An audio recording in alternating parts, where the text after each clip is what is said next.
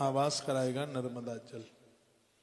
इतनी बड़ी महिमा, इतना बड़ा महात्म्य इसका। नर्मदा सर्व तीर्थे स्नान दाने नितफलम तत्फलम समाप्नोति नरो नात्र संशय। कितना प्यारा श्लोक है। कहते हैं कि उस व्यक्ति को निसंशय रूप से नर्मदा के अखिल तीर्थों में स्नान दान का फल मिलता है। यह महापुण्य माना गया है। जो मैया जी की महिमा सुनेगा उसे मैया जी की परिक्रमा करने का फल 100% प्राप्त होगा। आप में तालियां भले ही मत बजाइए, सुन लीजिए। और आप में बहुत महान भाव तो ऐसे हैं कोरोना काल में जिन्होंने हमारे मुंह से नर्मदा मैया का महात्म्य सुन करके ही यात्रा करने का मूड बनाया, सोचा, विचार किया। वही बात यहाँ ग्रंथ में लिखी है। कहा गया कि जो नर्मदा माँ की महिमा सुनेगा, माँ नर्मदा अपनी परिक्रमा कराने का सौभाग्य उसे जरूर दे देगी। इस समय एक ही कैमरा लगा हुआ है। अभी हमारी टीम बाहर चल रही है, नहीं तो रास्ते में जो जो दर्शन किए अभी टेलीविजन के माध्यम से वह सब आपको दर्शन करने का सौभाग्य प्राप्त होता। ओमकारेश्वर से चला उज्जैन से चला भंडारा और उज्जैन में ही आकर के पूरा किया। रात्रि को 1:45 बजे हम लौट करके आए। इतना आनंद हुआ। लेकिन अभी कैमरा एक ही है, कल वह तस्वीर जरूर दिखाई जाएंगी। कल हम इंदौर में थे, सागर मंथन की कथा को श्रवण किया, बहुत आनंद आया। और अब चल रहे हम सत्यनारायण भगवान की कथा की तरफ। कहा गया है त्रिभुवन जनबंधम ते तादु मुनीनाम कुलपति पुरुत्तासस्त मुख्य न साधु। जो देवी देवता नदियों का आदर करता है, संपूर्ण भुवन के जीव लोग सब उसका आदर करते हैं। इतना बड़ा महात्म्य है नर्मदा माँ के दर्शन का और उसकी प्रदक्षिणा का, उसके परिक्रमा का। हमारे इस उत्तर भारत में लोगों को ज्यादा जानकारी नहीं है। 168 करोड़ तीर्थ जिस देवी के किनारे पर बसे हुए हैं, उसकी महिमा कितनी है। मैंने एक दिन वहां प्रवचन में बोला है कि कोई 6 महीना नर्मदा मैया के किनारे पर शिव का अभिषेक कर ले, ओम नमः शिवाय की माला जप ले, 6 महीने के बीच में ही महादेव को प्रत्यक्ष रूप से दर्शन देना पड़ेगा। ऐसा ग्रंथ में लिखा है, वर्णन किया गया है। माता नर्मदा का जल पीने से वाणी सिद्ध हो जाती है। और मुंह से जो कह देगा वही हो जाएगा।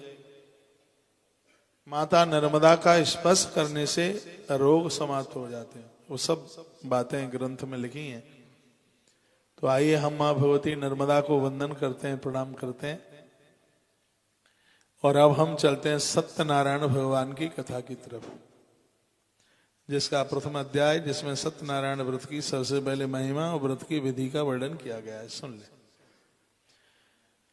व्यास कहते हैं एकदा नेम शारण्ये ऋषियः शौनकादयः पप्रच्छ मुनियः सर्वे सूतः पौराणिकम खलु। एक समय नेमशारण्य तीर्थ में शौनक आदि सभी ऋषि तथा मुनियों ने पुराण शास्त्र के वेत्ता श्री सूत जी से इस प्रकार से पूछा। नेमिसारण्य धरती का बहुत बड़ा तीर्थ है। यहाँ भी 84 कोस की परिक्रमा लगती है। भगवान प्रभु राम जी को रावण के उद्धार का अपराध लगा, ब्रह्म हत्या। पूरी दुनिया के तीर्थों में राम घूम के आए, लेकिन ब्रह्म हत्या यहीं आकर के छूटी। आज वह स्थान निमिष में महात्मा दधीची ने अपनी हड्डियों का दान इसी जगह पर कर दिया। माता शक्ति रानी एक स्वरूप से यहाँ पर विराजित है। ऐसे नीमसार में, नेमिसारण में सत्यनारायण भगवान की कथा सबसे पहली बार हुई। और वही बात का यहाँ वर्णन किया जा रहा। हम लोग बड़े बड़भागी हैं, भगवान की कृपा से माघ जैसे पवित्र मास में और हमें नेमिस की धरती पर 7 दिन तक भागवत की कथा गाने का सौभाग्य प्राप्त हो रहा है। वो कितने भाग्यशाली हैं जिन्हें ये कथा कराने का मौका मिल रहा है।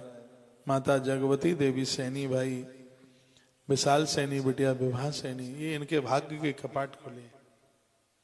ये बिना पुण्यों के हो नहीं सकता, बिनु हरि कृपा के बिना नहीं है। यह गुण साधन से नहीं हुई, ये अपनी ताकत से नहीं, यह भगवान की ही कृपा से होने वाला है। ऋषि कहते हैं व्रतेन तपसा किंबा प्राप्यते वांछितम फलम तत्सरम स्रोत मिक्षामा कथयस्व महामुनि। ऋषियों ने कहा, हे महामुनि, किस व्रत अथवा तपस्या से मनोवांछित फल मिलता है, उसे हम सब सुनना चाहते हैं। आप कृपा पूर्वक विस्तार पूर्वक आप सुना दीजिए। यहां से बात को आरंभ किया गया। तो सूत कहते हैं, नारदे नैव संपृष्टो भगवान कमलापति सुरसे अथवा हत श्रुतम समाहिता। देवसी नारद जी के द्वारा पूछे जाने पर भगवान कमलापति ने उनसे जैसा कहा था उसे हम कह रहे हैं, आप लोग सावधान होकर के सुनिए।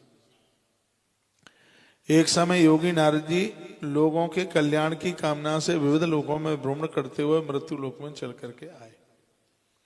मृत्यु लोक में उन्होंने प्राणियों को दुखी देखा, परेशानी में देखा, तो उन्हें देख करके देवसी नारद जी की आंख में आंसू आ गए। वो रो पड़े और सोचने लगे, किस उपाय से इन दुखियारों के दुख को दूर किया जाए, किस उपाय से इन बेचारों की गरीबी को दूर किया जाए, किस उपाय से जो निपुत्री हैं इनमें संतान के लिए दुखित हैं, कैसे वो पुत्रवान बने, इसके लिए क्या करना चाहिए। नारद जी के मन में बात आई। और ध्यान से सुन लीजिएगा। देवसी नारद जी के मन में बात आई कि जीव का कल्याण कैसे हो सकता है। तो तत्र नारायणम देवम शुक्ल वर्णम चतुर्भुजम शंख चक्र गदा पद्म वनमाला विभूषितम। वहां 4 भुजाओं वाले शंख चक्र गदा पद्म वनमाला से विभूषित और भगवान नारायण का दर्शन वहीं पर हो गया। देवी देवता सब भगवान की स्तुति करने लगे।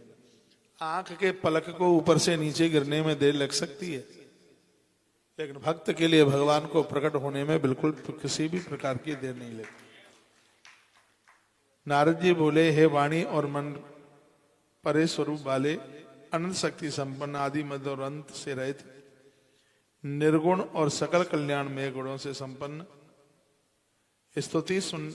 हे भगवान, नारद जी कहते हैं, हम आपकी स्तुति करते हैं, आप हमारे शब्द स्वीकार करें। देवसी नारद जी की स्तुति सुनी भगवान ने। तब भगवान ने क्या कहा वो सुन लीजिए। भगवान क्या बोले। 2-3 माताएं सो रही हैं, हो सकता है आप यात्रा करके आए, 1 बजे के बाद सो लीजिएगा। जब तक ये कथा चलती है उसके बाद सो लें। अभी कथा सुन। सबके लिए भोजन भंडारे प्रसाद की व्यवस्था, आप कहीं भी रुके हो। अभी 1 बजे बहुत बड़ा साधुओं का जत्था आने वाला है, उनको न्योता दिया गया है। मां नर्मदा के इस पूर्ति यजन में संत महापुरुष ब्राह्मण लोग सब भोजन के लिए आएंगे। इसलिए 1 बजे तक मैं संक्षिप्त सत्यनारायण भगवान की कथा आपको सुना दूं। मुझे अभ्यास नहीं है क्योंकि मेरा पांडित कर्म नहीं है। जहां मैं जन्मा हूं वहां भी ये सब कुछ हुआ नहीं है। हाँ, पिताजी कृषक साधारण से, और भी पूर्वजों का यही काम, बस खेती बाड़ी का काम रहा है। पांडित कर्म कभी हुआ नहीं है। और मेरी भी ये कोई लाइन नहीं थी, बस भगवान की कृपा से लाइन अच्छी मिल गई है। मैं भी गणित का ही विद्यार्थी रहा हूं। ऐसा लगता है कि इस जन्म में तो जो मिला सो मिला। ये सब चीज पहले जन्म की दबी हुई रखी थी, किसी महात्मा की कृपा से उजागर हो गई। आदमी कितना पढ़ लेगा। ये कहीं देवीय शक्ति के ही द्वारा ये सब प्राप्त हुआ है। मैसेज पर मैसेज ग्रुप में लिखे जा रहे हैं, महाराज जी आपने इतनी बड़ी इतनी अच्छी यात्रा करा दी। और मैं 1 बार नहीं, मैं 100 बार कहूंगा, मैं तो आपकी तरह परिक्रमा करने के लिए गया था, कराने के लिए नहीं। यह पूरी यात्रा स्वयं मां ने कराई है। ये मुझे इस बात की अनुभूति हो रही है। हनुमान जी अपनी ध्वजा ले लेकर के संग चले हैं, वो मैंने जिक्र आपके बीच में किया।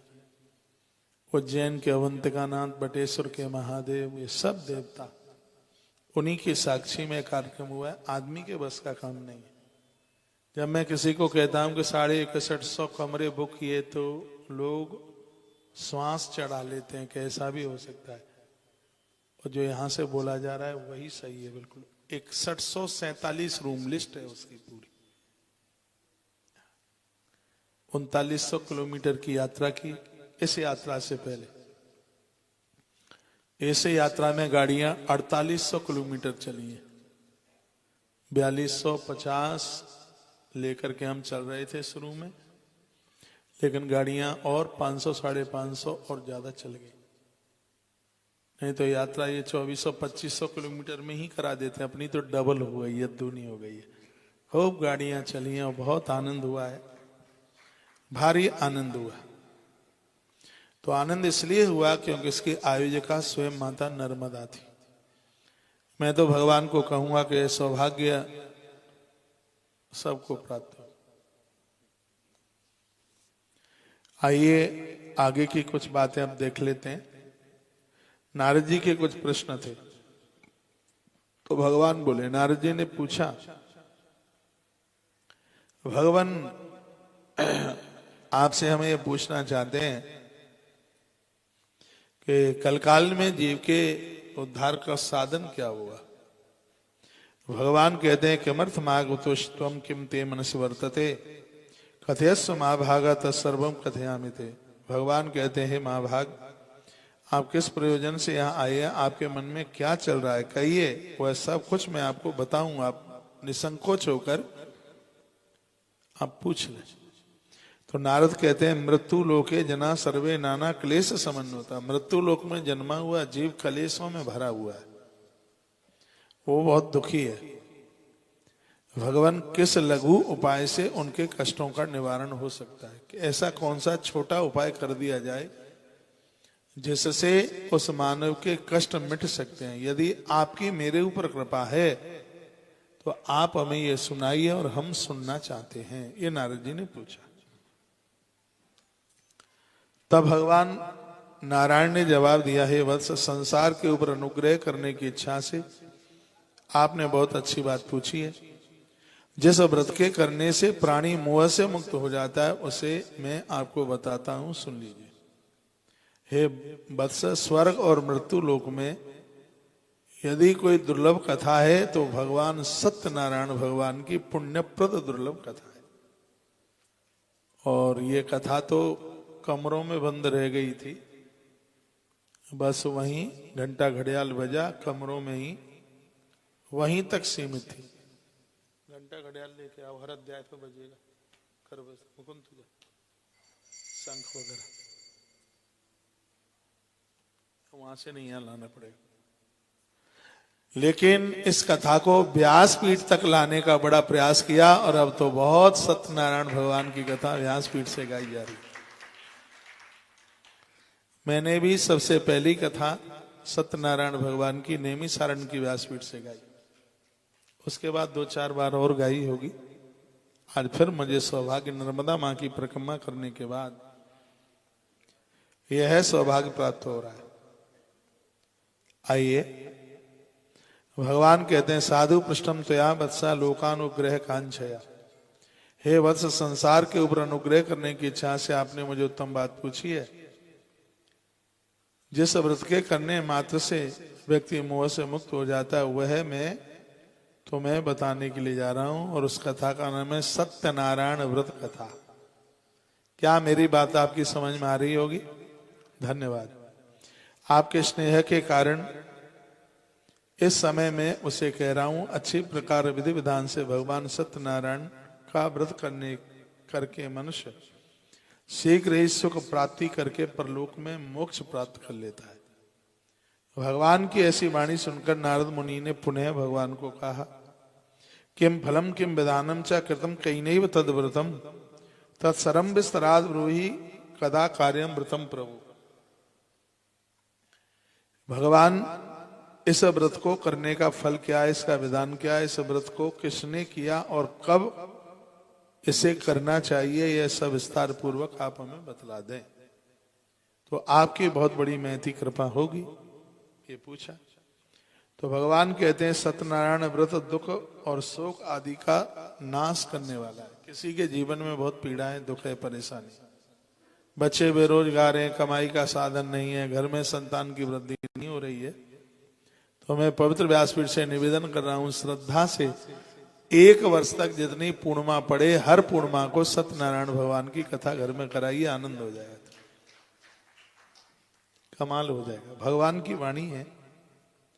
भगवान बोले कि सत्यनारायण व्रत कथा शोक दुखों को मिटाने वाली है, धन धान्य को बढ़ाने वाली है, ये कथा तो भैया सबके ही भाग की है।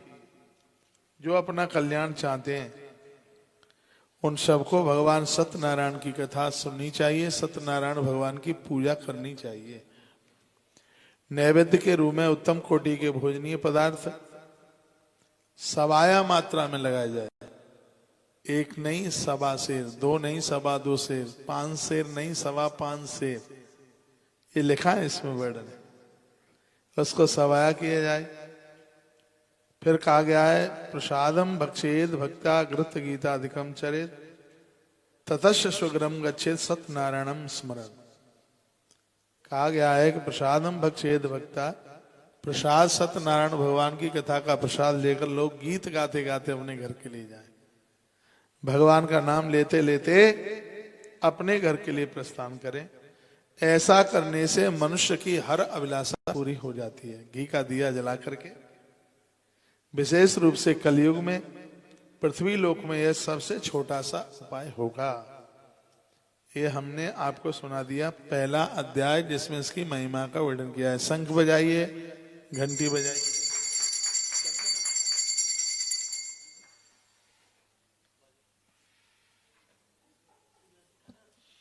बजाओ शंख,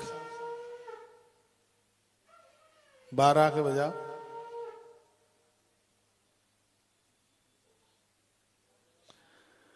बोलिए नर्मदा मैया की जय, शंकर भगवान की जय हो, आज के आनंद की जय हो, जय जय। श्री राधेश्याम। एक बार बोलिए ओम नमो भगवते वासुदेवाय। ओम नमो भगवते वासुदेवाय। आइए दूसरे अध्याय की कथा सुनते हैं। अथान्यत संप्रवक्ष्यामि कृतम येन पुरा ध्वजा कच्छित काशी पुरे रम्ये आसीद विप्रोत निर्धन। कहा गया अब मैं पुनः पूर्व काल में जिसने सत्यनारायण व्रत को किया उसकी कथा भली विस्तार पूर्वक सुनाना चाहता हूं, सुन लीजिए। कहते हैं काशी नामक नगर में कोई अत्यंत निर्धन ब्राह्मण रहता था। काशी यूपी में। भूख और प्यास से व्याकुल होकर वह प्रतिदिन पृथ्वी पर भटकता रहा था। ब्राह्मण प्रिय भगवान ने उस दुखी ब्राह्मण को देखकर एक वृद्ध ब्राह्मण का रूप धारण कर लिया और उस तस्य तम पूजनम विप्रह कुरुषम व्रतमुत्तमम यत् कृताश्रव दुखेभ्यो मुक्तो भवति मानव। बहुत ध्यान से सुन लो इस बात को। और कहा कि सत्यनारायण भगवान विष्णु अभिष्ट फल देने वाले हैं, जो चाहोगे वही दे देते हैं। हे विप्र, तुम उनका उत्तम व्रत एवं पूजन करो जिसे करने से मनुष्य सभी दुखों से मुक्त हो जाता है। और व्रत के विधान को भी ब्राह्मण से यत्न पूर्वक कहकर वृद्ध ब्राह्मण